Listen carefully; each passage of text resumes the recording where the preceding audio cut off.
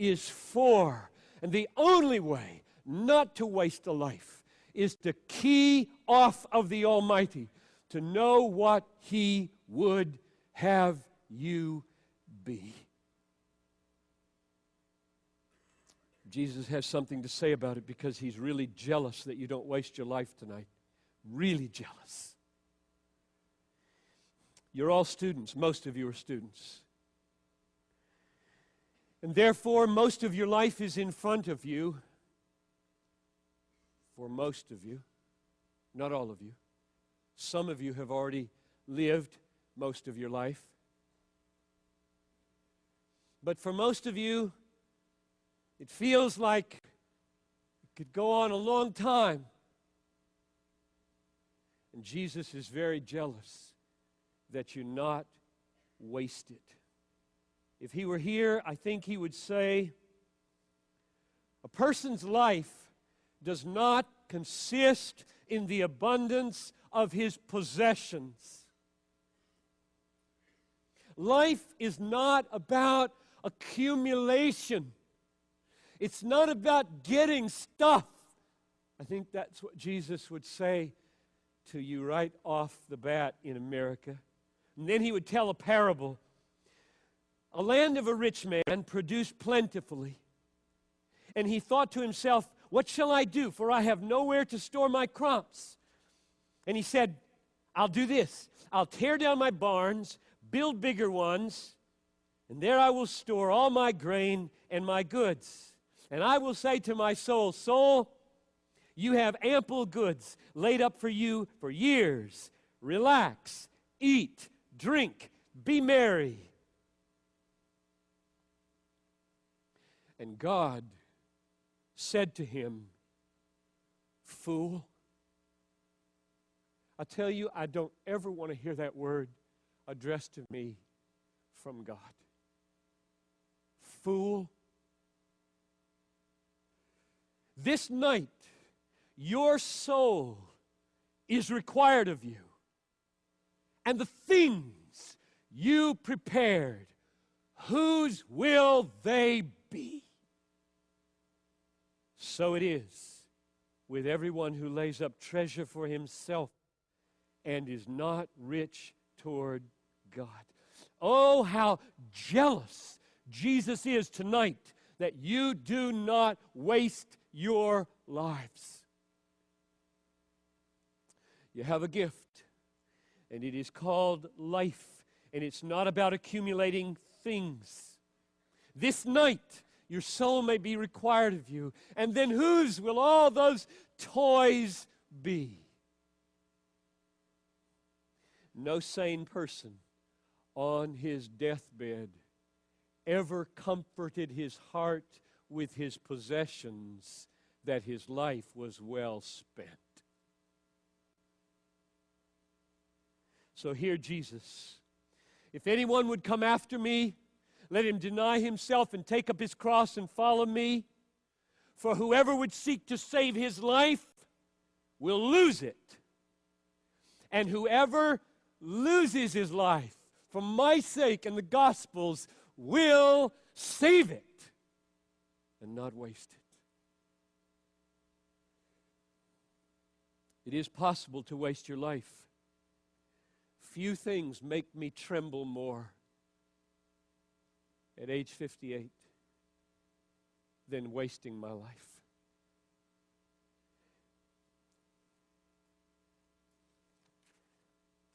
You'll read about this in the book if you read it. I grew up in a Christian home, and this was hanging over the sink in the kitchen from the time I was a tiny little child. And every morning I would get up and run into the kitchen, and there it would be.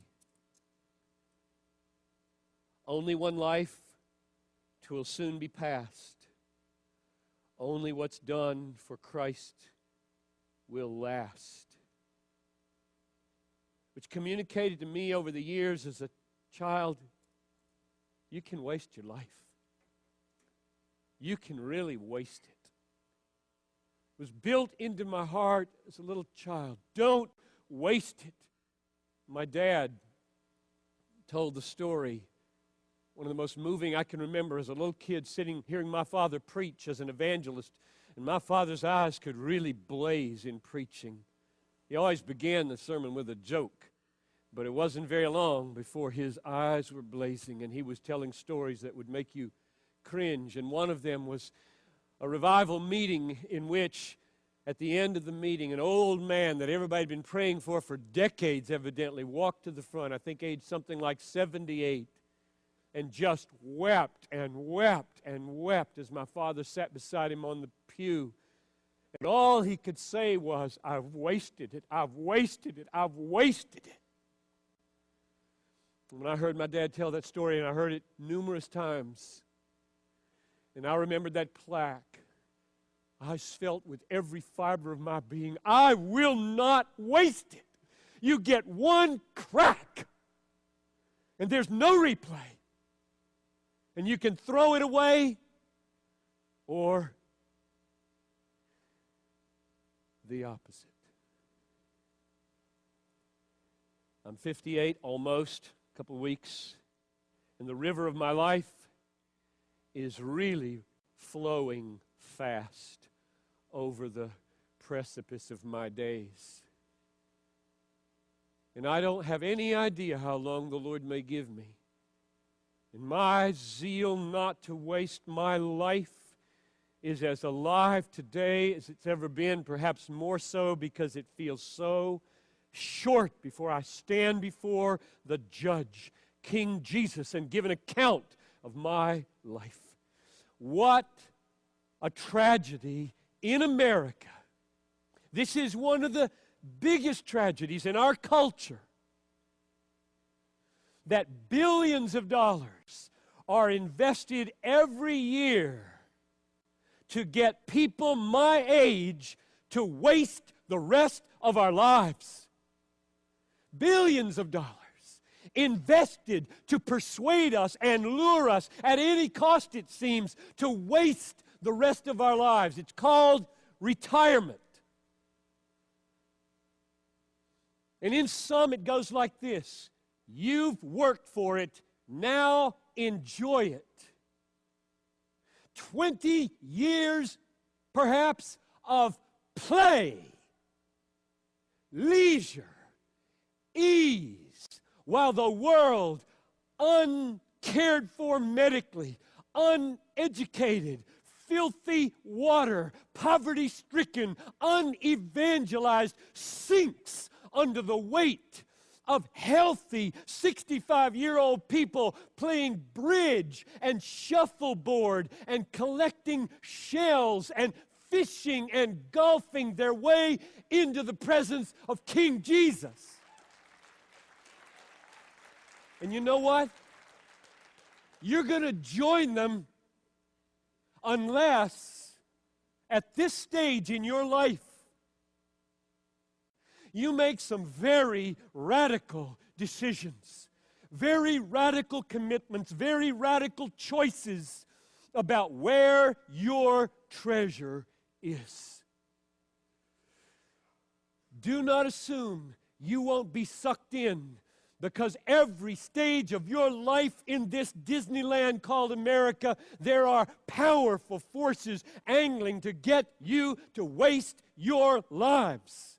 It will take a massive work of grace to rescue you from the clutches of this culture. For many of you are totally enslaved. And I pray on the way to being set free. So now the question